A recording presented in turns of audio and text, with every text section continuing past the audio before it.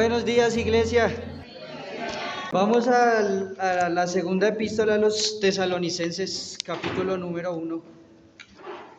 Segunda de Tesalonicenses, capítulo número 1. Hoy vamos a estar mirando de los versículos 5 al 12. Esto es demostración del justo juicio de Dios, para que seáis tenidos por dignos del reino de Dios, por el cual asimismo padecéis. Porque es justo delante de Dios pagar con tribulación a los que os atribulan, y a vosotros que sois atribulados, daros reposo con nosotros, cuando se manifieste el Señor Jesús desde el cielo con los ángeles de su poder, en llama de fuego, para dar retribución a los que no conocieron a Dios ni obedecen al Evangelio de nuestro Señor Jesucristo, los cuales sufrirán pena de eterna perdición, excluidos de la presencia del Señor y de la gloria de su poder, cuando venga en aquel día para ser glorificado en sus santos y ser admirado en todos los que creyeron, por cuanto nuestro testimonio ha sido creído entre vosotros. Por lo cual, asimismo oramos siempre por vosotros, para que nuestro Dios os tenga por dignos de su llamamiento y cumpla todo propósito de bondad y toda obra de fe con su poder, para que el nombre de nuestro Señor Jesucristo sea glorificado en vosotros y vosotros en Él, por la gracia de nuestro Dios y del Señor Jesucristo. Bueno, Señor, te damos gracias por permitirnos estar aquí reunidos, Señor, gracias por tu palabra. Oramos, Señor, que también seas fiel a tu palabra, Señor. Sabemos que tu palabra es perfecta, Señor, es la única que puede transformar nuestras vidas, nuestra manera de pensar, Señor, es la única que puede llenar de gozo nuestro corazón, darnos esperanza. Y venimos a ella, Señor. Ayúdanos a tener un corazón dispuesto, Señor, a también prestar atención y permitir que tu palabra obre en nosotros abundantemente. Oramos agradecidos contigo en el nombre del Señor Jesús. Amén. Amén. Quiero comenzar con dos frases de un pastor famoso. Ese pastor se llama Paul David Tripp. Puede ser que alguno de ustedes ya lo haya escuchado. Las dos frases dicen: tu vida será dirigida por aquello en lo que pones tu esperanza. Tu vida será dirigida por aquello en lo que pones tu esperanza. Y la segunda: tu vida será moldeada por aquello en lo que pones tu esperanza. Ese mismo pastor decía que si nosotros prestamos atención a las conversaciones de los seres humanos, nos vamos a dar cuenta que el ser humano está completamente obsesionado por la esperanza. La esperanza es lo que siempre va a guiar la vida del ser humano. Y ponía un ejemplo. Decía: la pequeña Lucía le dice a su mamá al entrar al 3er grado: espero que las niñas de la escuela sean simpáticas. La mamá piensa al mismo tiempo: espero que mi matrimonio mejore. El adolescente Tim le dice a su amigo: encontré un trabajo de medio tiempo, espero que sea bueno. Mientras el papá de familia solo espera que el Departamento de Recursos Humanos no lo llame para informarle que está despedido, etcétera, etcétera, etcétera. Y así podríamos poner muchos ejemplos. Sin darnos cuenta, la esperanza es lo que va dirigiendo nuestras vidas y la esperanza es lo que va moldeando nuestras vidas. Nuestras vidas siempre se alimentan de esperanza y van a ser dirigidas por eso. El peor error que puede cometer un ser humano es poner la esperanza en algo equivocado, en una persona equivocada, en una situación equivocada o en una circunstancia o lugar equivocados, porque al final eso es lo que va a terminar dirigiendo nuestras vidas. Quiero preguntarles antes de entrar con el pasaje: ¿dónde está nuestra esperanza hoy? Hoy, ¿en dónde tenemos puesta nuestra esperanza? Claro, ahí escuché Cristo, pero ¿es Cristo el lugar específico en donde está nuestra esperanza? Ya vamos a mirar. Si aquello que esperamos nos decepciona una y otra vez, si nuestra vida se caracteriza por un constante desánimo, decepción, tristeza, amargura, es porque nuestra esperanza no está puesta en Jesús. Y es porque nuestra esperanza está puesta en el lugar equivocado. Y eso que nosotros estamos esperando nos decepciona una y otra y otra y otra vez. Ahora ustedes pueden preguntarse, ¿y eso qué tiene que ver con Segunda de Tesalonicenses? Ahí en la segunda carta a los Tesalonicenses, en el capítulo 1 de los versículos 3 al 4, nosotros vimos la última vez que Pablo le da gracias al Señor por la vida de los tesalonicenses, especialmente por la vida de la iglesia local en Tesalónica. Y Pablo da gracias porque la fe de ellos va creciendo, el amor entre ellos y el amor hacia los de afuera, o sea, los no creyentes, también va creciendo. Es una iglesia que permanece firme, es una iglesia que persevera, pero la razón principal por la cual Pablo le da gracias al Señor por ellos es que hacen todo eso en medio de gran tribulación y persecución. Hacen todo eso en medio de gran persecución y tribulación. Es una iglesia perseguida que crece en la fe. Es una iglesia que se ama mientras sufre. Y es una iglesia que ama a las personas que los están persiguiendo para matarlos. Ahora, eso es imposible. Humanamente es imposible que una iglesia persevere en medio de esas circunstancias. Es imposible. Hay algo, y es lo que vamos a entrar a ver, hay algo que produce que una iglesia tenga estas características. Hay algo específico que produce que la iglesia en Tesalónica crezca, se ame a los que los están persiguiendo, crezca en fe, permanezca firme. Hay algo que produce eso en ellos. Hay algo que produce fe, firmeza, amor, paciencia y perseverancia en medio de las circunstancias más desesperantes y caóticas del ser humano. ¿Qué es lo que produce todo eso?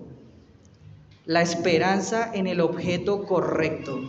La esperanza en el lugar correcto es lo que va a permitir esas características, y la esperanza en el lugar correcto es lo que permitía que la iglesia en Tesalónica pudiera permanecer de esa manera. Ahora, antes de pasar con el pasaje, hay una esperanza que no va a decepcionar nunca. Hay una esperanza que nunca va a traicionar, que nunca va a abandonar y que nunca se va a desvanecer. Nunca. Ahora, alguno puede preguntar, ¿cuál es esa esperanza? Yo quiero tener esa esperanza. ¿Cuál es esa esperanza que nunca me va a decepcionar? Esa esperanza tiene nombre propio y es Jesucristo. Es Jesucristo la esperanza. Ahora, nosotros, como dijeron al principio, claro, nosotros decimos, mi esperanza está en Jesús. Pero ¿no será que esa esperanza en Jesús lentamente se ha ido desvaneciendo y empezamos a tener esperanza en otras cosas? Empezamos a esperar mucho de otras cosas, o de personas, o de circunstancias. De pronto le estamos pidiendo a algo que llene nuestro corazón. De pronto le estamos pidiendo a alguien que le dé paz a nuestro corazón, que nos quite la ansiedad, que traiga luz a nuestras vidas.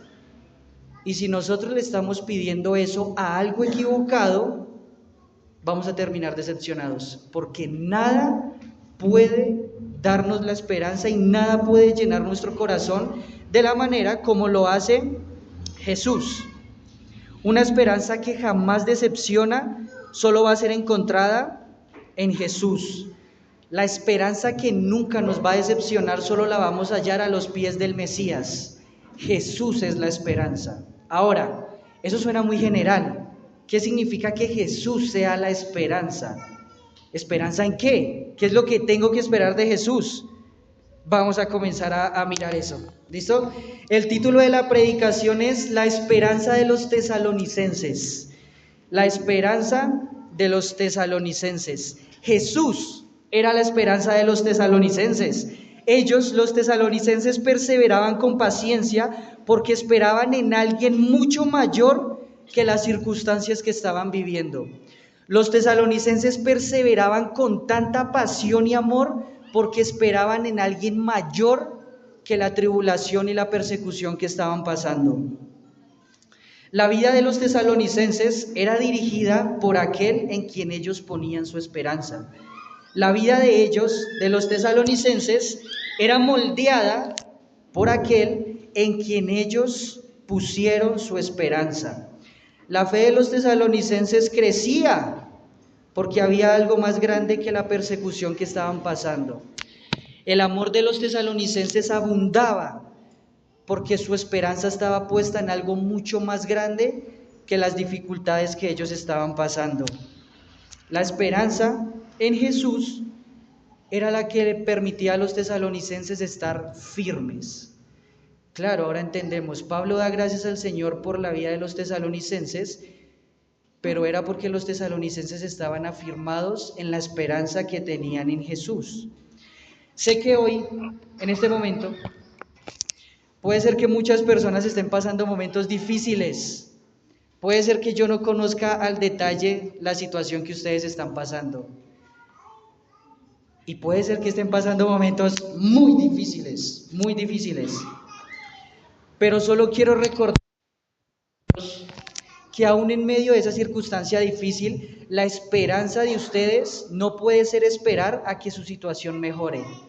Ahí no puede estar puesta su esperanza. La esperanza de ustedes en este momento no puede estar puesta en que una persona va a solucionar las circunstancias que ustedes están padeciendo. La esperanza de ustedes hoy no puede guardarse o no puede esperar en que pase algo en sus vidas que transforme la circunstancia que ustedes están pasando. Ahí no puede estar puesta la esperanza de ustedes, ni la mía. La esperanza de ustedes solo tiene que estar puesta en una cosa, en que Jesús va a regresar, en que Jesús va a cumplir sus promesas y que Él nos va a llevar a reinar con Él y que Él es fiel a su palabra. Ahí está nuestra esperanza, en la persona de Jesús y en que Él va a regresar y va a cumplir absolutamente todas sus promesas. Nuestra esperanza es que Jesús va a regresar, no en que nuestra situación va a mejorar. Nuestra esperanza es que Jesús está en control de todo, no en que una persona va a mejorar mi situación actual en la que yo estoy viviendo. Eso nos va a llevar a nuestro primer encabezado de la predicación de hoy. ¿Qué esperaban los tesalonicenses? ¿O cuál era la esperanza de los tesalonicenses? Y vamos a mirar de los versículos 5 al 10. ¿Listo? 5 al 10. Vamos a leer primero el 5. Dice: esto es demostración del justo juicio de Dios, para que seáis tenidos por dignos del reino de Dios, por el cual asimismo padecéis. En otra versión, en la Nueva Versión Internacional, dice: todo esto prueba que el juicio de Dios es justo, y por lo tanto, Él los considera dignos de su reino, por el cual están sufriendo. Creo que cuando una persona está pasando por dificultades, lo primero que uno tiende a pensar es que Dios no ha abandonado, o que Dios no está haciendo visible las vidas, o que simplemente Dios no está. Pero los tesalonicenses tenían muy enfocado el propósito de su sufrimiento. A pesar de todo el sufrimiento que estaban pasando los tesalonicenses nunca dudaron de la bondad de Dios y nunca dudaron de que Dios estaba con ellos. Al contrario, los tesalonicenses entendían que su sufrimiento era una evidencia de que Dios estaba con ellos y que Dios estaba cumpliendo el propósito por el cual estaba permitiendo ese sufrimiento, y que Dios estaba completamente enfocado en el perfeccionamiento de la vida de ellos. Creo que nosotros habíamos visto hace algunos meses ya los propósitos del sufrimiento, ¿cierto?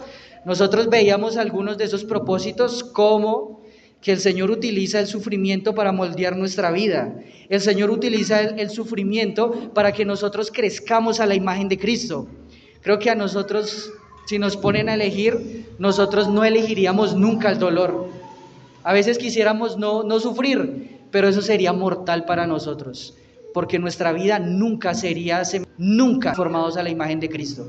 Claro, los tesalonicenses ven el dolor y a través de ese dolor ellos entienden una sola cosa: el Señor está con nosotros y está interesado en perfeccionarnos y está permitiendo ese dolor para nuestro provecho. Está permitiendo ese dolor para nuestro provecho. A los tesalonicenses no les importaba en lo más mínimo su realización personal, su comodidad o su confort. ¿Saben qué era lo que les interesaba a los tesalonicenses? El cumplimiento de la promesa de Jesús y la gloria de Dios. A los tesalonicenses no les importaba no estar en persecución. A los tesalonicenses no les importaba estar padeciendo. Los tesalonicenses solo tenían una cosa en mente: Los propósitos de Jesús se están cumpliendo y eso le va a dar gloria al Señor. Y si yo tengo que padecer porque eso se cumpla, lo voy a hacer. Porque no importo yo, sino importa el Señor y su plan. Ahí es donde tenían puesta la esperanza los tesalonicenses. Mientras Jesús vuelve, Él está cumpliendo su promesa de perfeccionarnos. Es interesante que mientras nosotros hemos estudiado la primera y esta parte de la segunda carta a los tesalonicenses, en ningún momento vemos queja por la persecución. Nunca.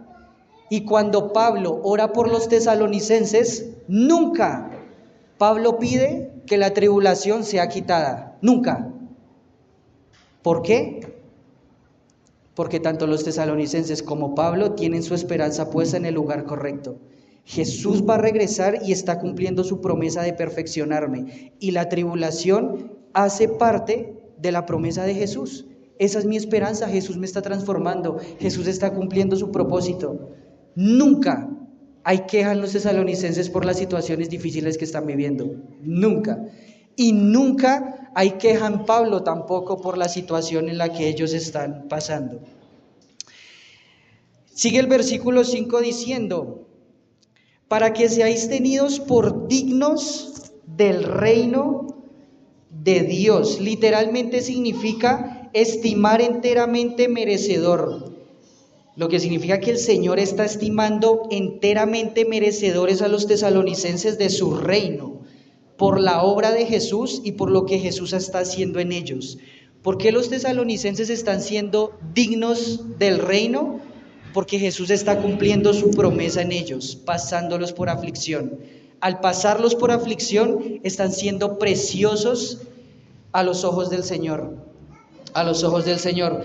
Son dignos del reino por el cual están sufriendo y padeciendo.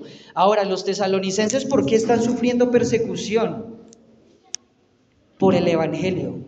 Están padeciendo persecución y sufrimiento únicamente por el Evangelio, porque sus vidas fueron transformadas y ahora ellos están predicando el Evangelio.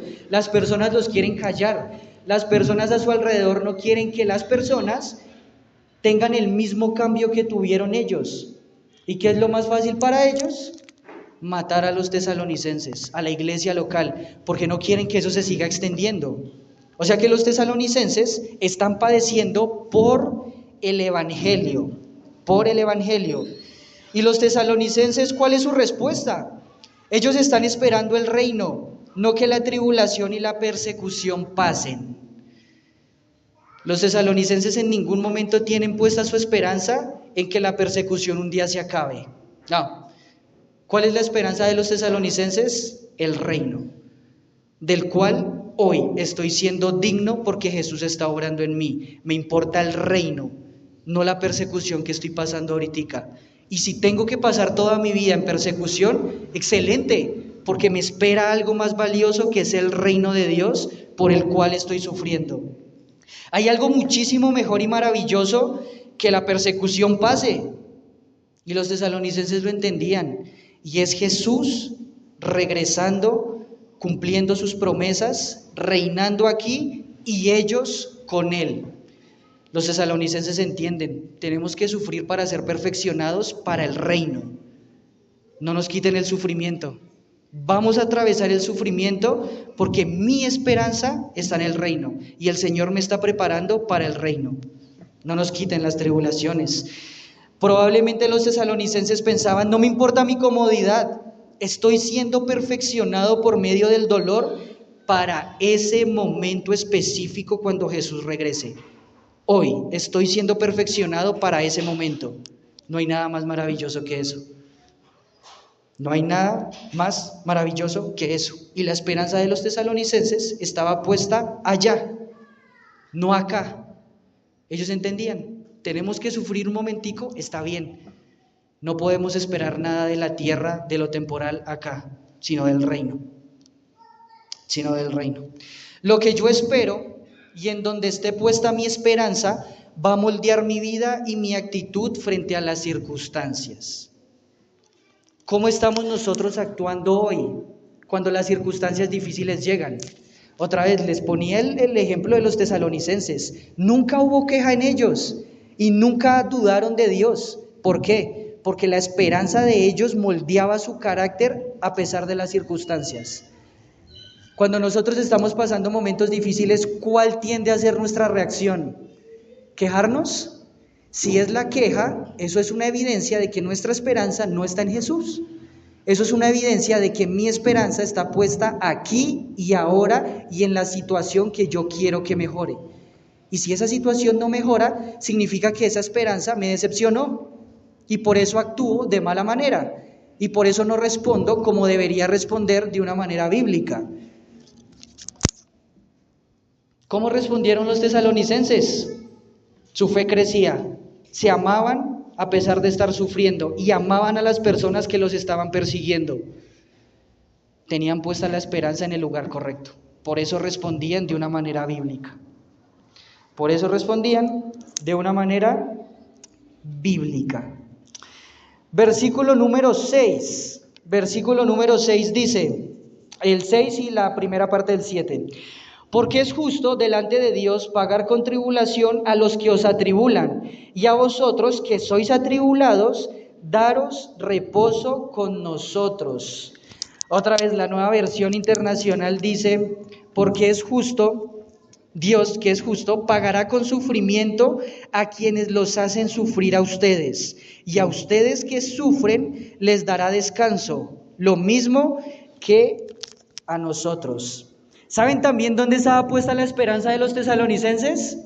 En el carácter de Dios. Ellos entendían, Dios es justo y nosotros estamos sufriendo ahorita, no pasa nada. Él es justo. Él va a pagar a las personas que nos están haciendo sufrir. Él va a ser justo con ellos y a nosotros nos va a dar descanso. La esperanza de los tesalonicenses descansaba en el carácter de Dios, en su justicia. Ahora, ¿cuándo iba a pasar eso? Porque también nosotros somos muy ansiosos. Si el Señor dice, tranquilos, yo voy a darles descanso a ustedes y voy a vengarme de los que los están persiguiendo a ustedes. ¿Cuál sería nuestra pregunta? Señor, ¿cuándo? ¿Ya? ¿Mañana? Queremos que ellos sufran ya porque mira cómo nos tienen.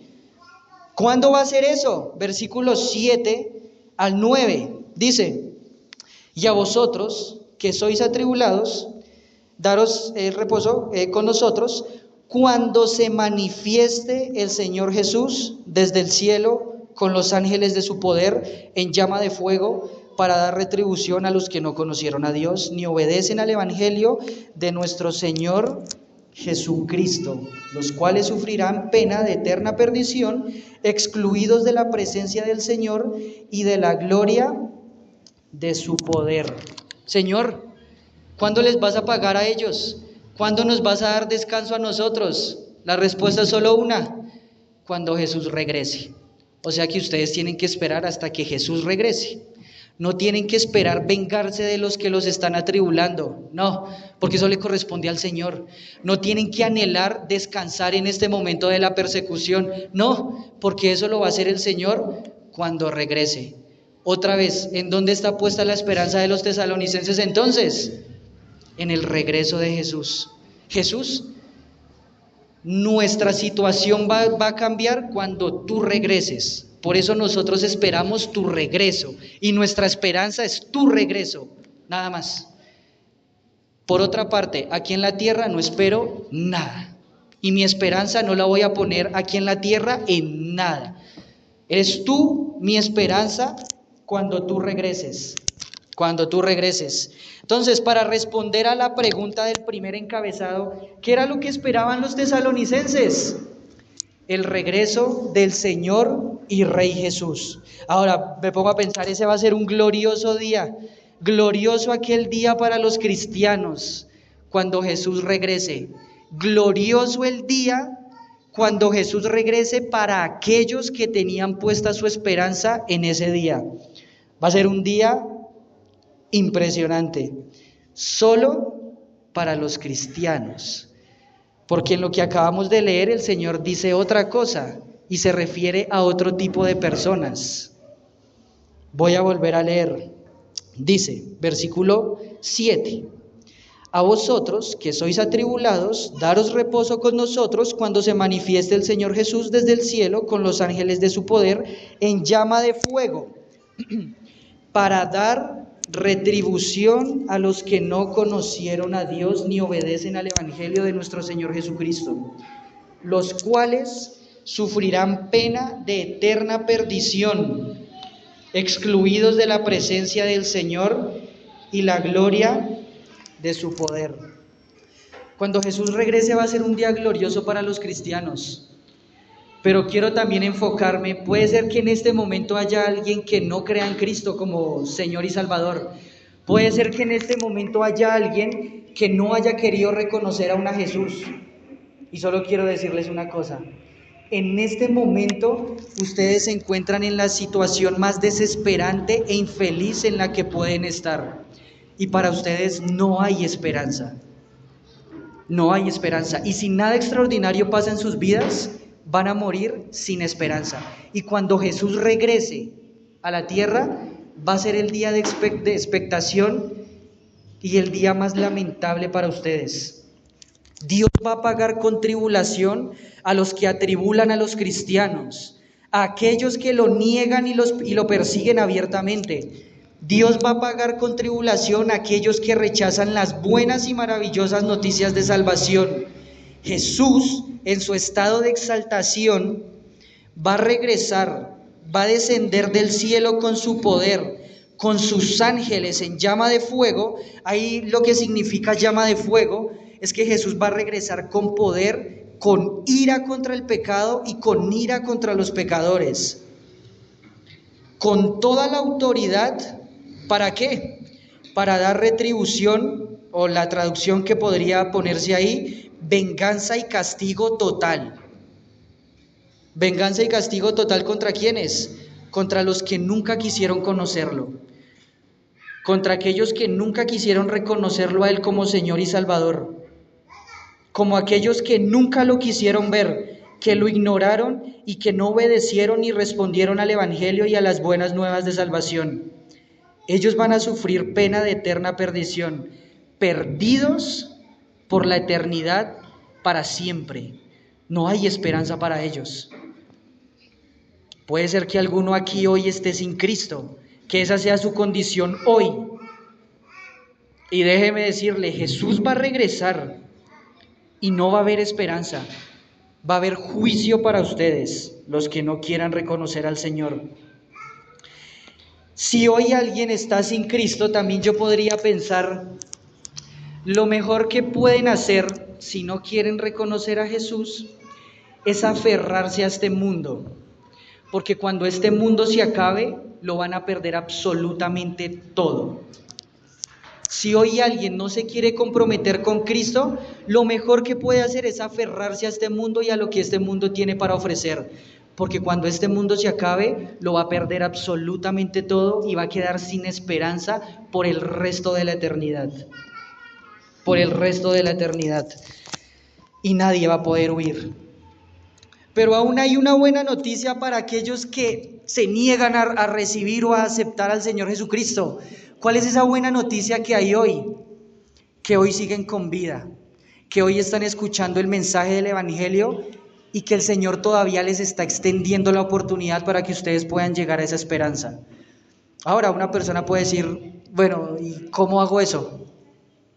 ¿Cómo respondo al Evangelio?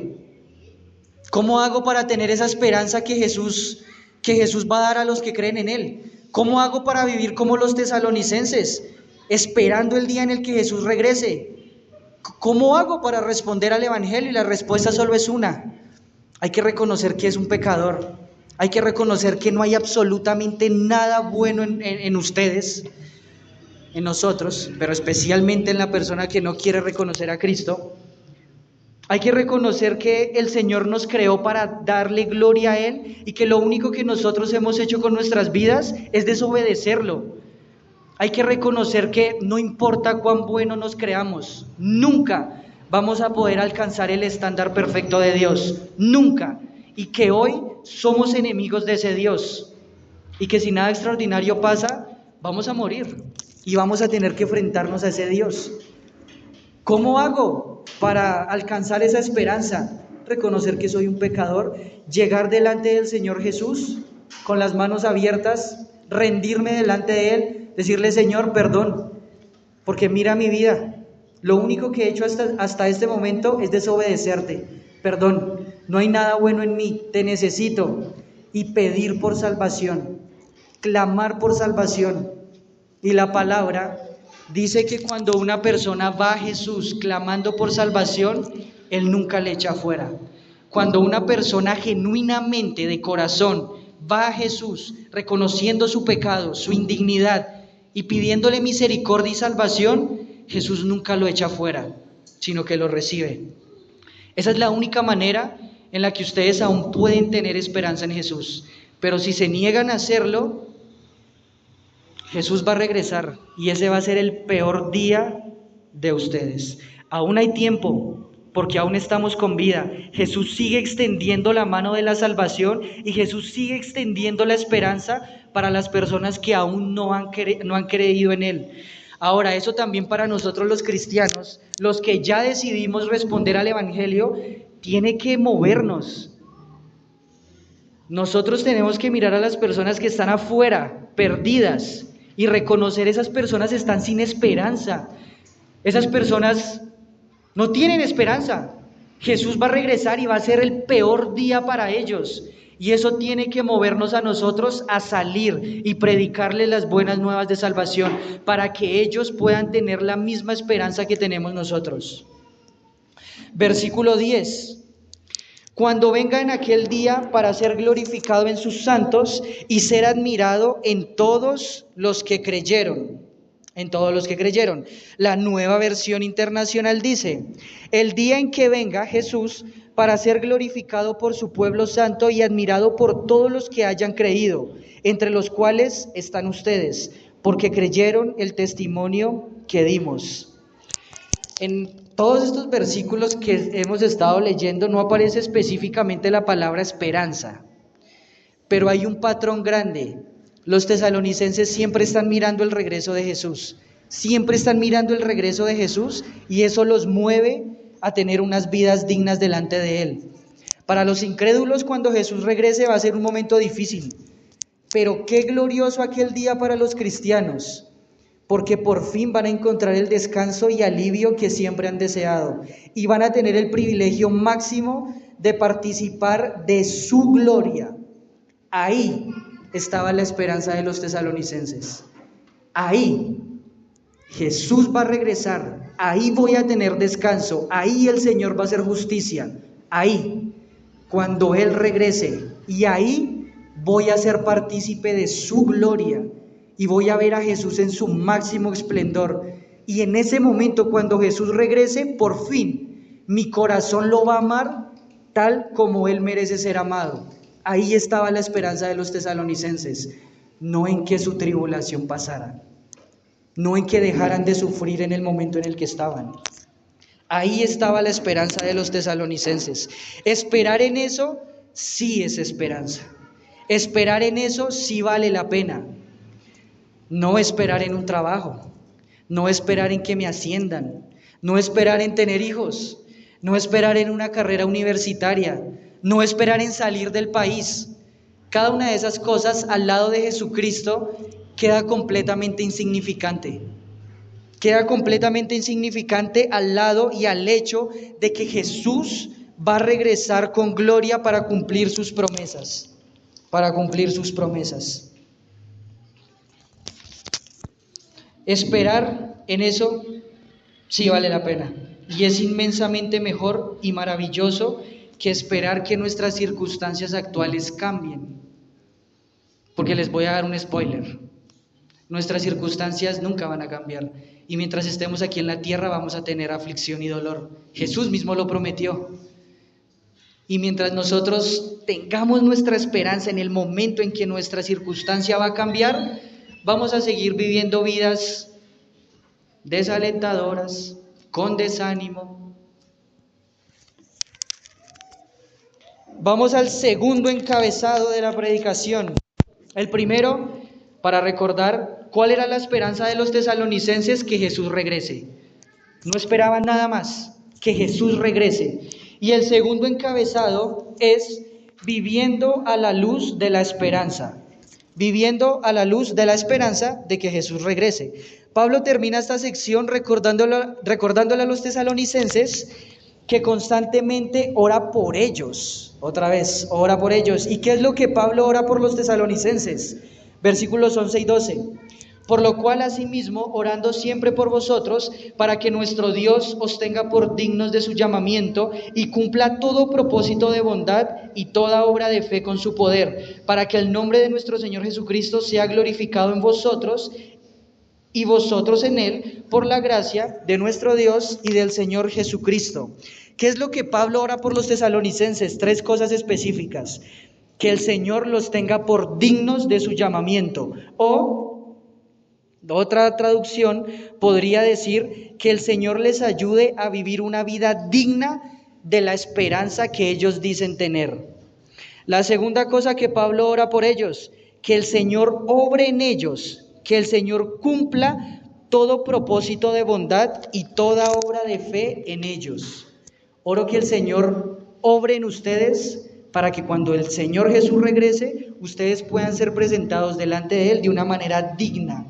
Y la última oración de Pablo por los tesalonicenses es que el nombre de Jesús sea glorificado por medio de ellos. Para ir cerrando, creo que hay una pequeña contradicción en la vida cristiana. Bueno, una pequeña contradicción no, una inmensa contradicción. Los cristianos decimos que esperamos a Jesús. Los cristianos decimos, e incluso cantamos, que nuestra esperanza está en Jesús. ¿Pero nuestro estilo de vida refleja eso? ¿O nuestro estilo de vida refleja que mi esperanza está en mi trabajo, en mi esposo, en mi esposa, en que ese día no llueva, en que pase un bus desocupado, en tener hijos, en tener una buena recompensa? Nosotros profesamos tener una esperanza, pero nuestro estilo de vida refleja completamente lo opuesto. Completamente lo opuesto. Y precisamente Pablo ora por los tesalonicenses de esa manera, que ellos puedan vivir de acuerdo a la luz de esa esperanza. Que los tesalonicenses, cuando dicen que están esperando a Jesús, lo demuestren con sus vidas y con sus acciones. Que los tesalonicenses no simplemente digan anhelar ese día cuando Jesús regrese, sino que su estilo de vida y la manera en la que ellos responden a las circunstancias reflejen que realmente están esperando el día en que Jesús regrese. Ora para que los tesalonicenses también entiendan que deben poner su esperanza en el lugar correcto, no en la tribulación o en la persecución cuando se acaben, sino más bien en que esas circunstancias cumplan el propósito y ellos puedan estar listos para cuando Jesús regrese. Pablo ora, tesalonicenses, espero que ustedes tengan su esperanza firme en el lugar correcto, no aquí en la tierra. Aquí en la tierra no esperen nada y no pongan su esperanza en las cosas pasajeras de la tierra o en personas. Mantengan su esperanza firme en Jesús y en el día en el que Él regrese. En el día en el que Él regrese. De nuevo, la palabra esperanza no aparece en todos estos pasajes que acabamos de leer, pero está implícita.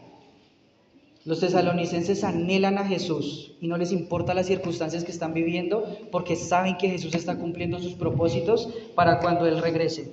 Quiero terminar leyéndoles una historia de la vida real. Dice: después de 40 años de fiel servicio al Señor como misioneros en África, Henry Morrison y su esposa regresaban a Nueva York. Cuando el barco se acercaba al muelle, Henry le dijo a su esposa: mira esa multitud, no se han olvidado de nosotros. Sin embargo, desconocido para Henry, el barco también regresaba con el presidente Teddy Roosevelt, que regresaba de un gran viaje de caza en África. Roosevelt, el presidente, bajó del bote con una gran fanfarria. Mientras la gente aplaudía, las banderas ondeaban, las bandas tocaban y los periodistas esperaban sus comentarios. Mientras tanto, Henry y su esposa se marcharon lentamente sin ser notados. Hicieron un alto a un taxi que los llevó al apartamento de un dormitorio que había sido provisto por la Junta de la Misión. Durante las siguientes semanas, Henry intentó sin éxito dejar atrás el incidente. Se hundía de forma más profunda en la depresión cuando una noche su esposa le dijo: todo esto está mal. Y Henry le dijo: ¿cómo es posible que este hombre regrese de un viaje de caza, de cazar animales, y todo el mundo lo espere, y todo el mundo festeje y organice una fiesta? Y mientras nosotros damos nuestras vidas en un servicio fiel a Dios durante todos estos años, a nadie parece importarle. Su esposa miró a Henry y le dijo: no debes sentirte así. Henry le dijo: lo sé, pero no puedo evitarlo, simplemente no está bien. Su esposa entonces le dijo: Henry, debes decirle eso al Señor y resolver esto ahora, porque mientras no lo hagas vas a ser inútil en tu ministerio. Henry Morrison luego fue a su habitación y se arrodilló, y recordando las palabras de Habacuc, comenzó a derramar su corazón al Señor diciendo: Señor, conoces nuestra situación y lo que me preocupa. Con mucho gusto te servimos fielmente durante años sin quejarnos, pero ahora, Señor, simplemente no puedo quedarme con este incidente. Me tiene amargado.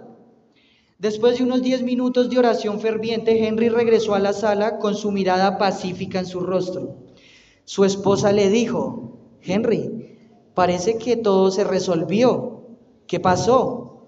Henry respondió: el Señor lo resolvió por mí.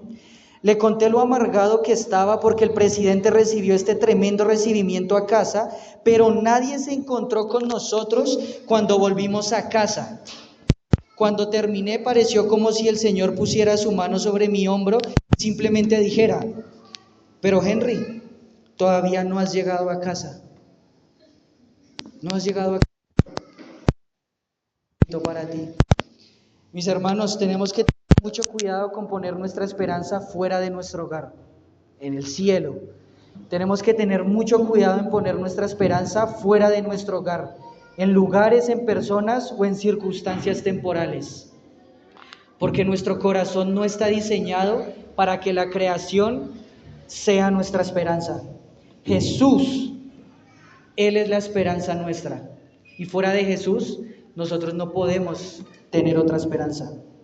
Jesús es nuestra esperanza y nuestra esperanza está puesta en nuestro hogar, en el cielo, cuando regresemos allá o cuando el Señor regrese por nosotros para llevarnos allá. Fuera de nuestro hogar no podemos poner nuestra esperanza en ninguna otra cosa.